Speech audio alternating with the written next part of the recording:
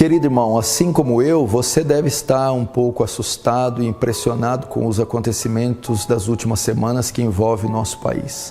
Há mais de um ano nós temos enfrentado uma pesada, poderosa crise que envolve o mundo todo. Entretanto, parece que nos últimos dias as coisas têm ficado bem ruins, bem sombrias, envolvendo todas as camadas da sociedade: economia, a saúde, a religião e principalmente a política. E nós, como cristãos, nós devemos agir no momento desse. E nós temos para isso uma ferramenta poderosíssima, que muitos ignoram, diminuem, mas que se mostrou eficaz ao longo de 2000 anos de história da igreja. É a oração.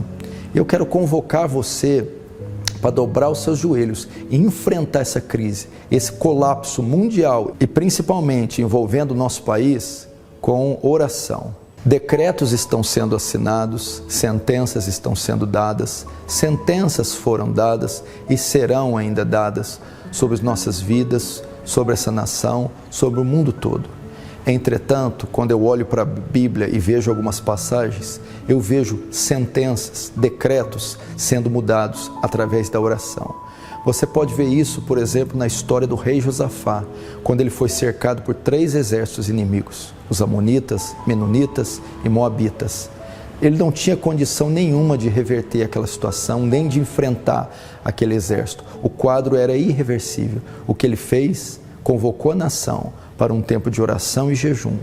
E se humilhando e clamando a Deus, oraram por livramento. E você sabe o final da história. Deus efetuou um grande livramento em resposta à oração do rei Josafá. O mesmo pode ser visto também quando Deus ia destruir Sodoma e Gomorra.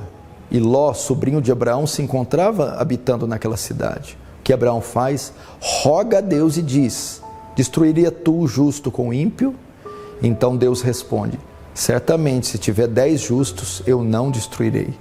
Deus então poupa Ló, e a causa disso foi a intercessão de Abraão, através da oração da igreja. Quando ela se move, quando ela se reúne, quando ela dobra os seus joelhos, invoca o seu Deus e clama o seu Deus, esse Deus então opera, então responde. Como diz em Daniel, ele remove leis, estabelece leis, remove reis e estabelece reis, tempos e estações. E muitas dessas coisas ele faz em resposta às orações da igreja. Vem você também se unir a nós em oração e orar por essa nação.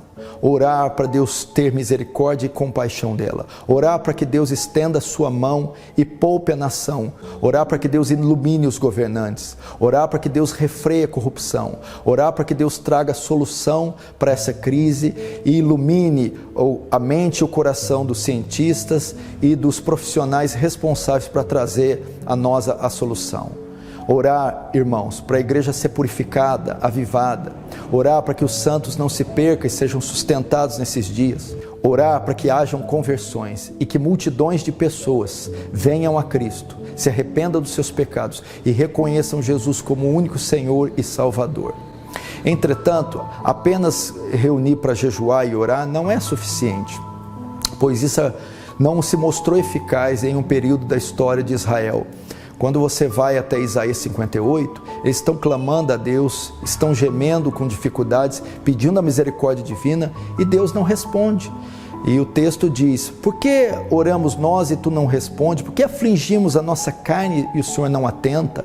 Então veja só, eles estavam num momento de oração, de jejum, solene, toda a nação envolvida, clamando a Deus, e Deus não os respondia. Então o fato só de orar e jejuar, clamar a Deus, ainda não se mostra suficiente em alguns casos. Então é que Deus vai respondê-los no capítulo 59 e vai dizer: é que vossos pecados fazem separação entre vós e vosso Deus. Nós não devemos somente orar e jejuar pedindo alívio da crise, pedindo livramento, mas nós também devemos separar esse momento para confessar nossos pecados. Nós também temos pecados e é necessário que nós também nos reunamos não só para buscar o livramento, mas para nos arrepender, para confessar nossos pecados, para te pedir a misericórdia de Deus por alguns dos nossos atos, porque também temos pecado contra Deus. Então, depois de, com oração e jejum, arrependidos, com o rosto em terra, pedindo a misericórdia divina, pedindo perdão dos nossos pecados, então há esperança que Deus sare essa terra. Como diz 2 Crônicas 7,14, se meu povo que se chama pelo meu nome, orar, buscar minha face, se arrepender dos seus maus caminhos, então eu ouvirei do céu, perdoarei seus pecados e sararei a sua terra. Vamos então usar esses próximos dias para isso. Oração, jejum, confissão solene dos nossos pecados e dos pecados da nação. E pedir, como está em Joel, poupa o teu povo, Senhor. Não entrega eles ao opróbrio, não entrega eles à vergonha. Poupa a nação, poupa esse mundo, Senhor, desse tempo tão sombrio. E por último, pedir a Deus em oração que através dessa crise, boa parte dessas pessoas do mundo inteiro reconheçam que só o Senhor é Deus, que só Jesus Cristo é o caminho, a verdade e a vida. E ninguém pode ir ao Pai senão por Ele.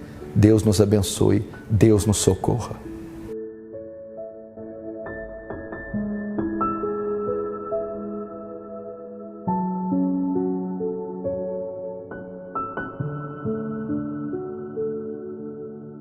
Curta, compartilhe, se inscreva, ative o sininho.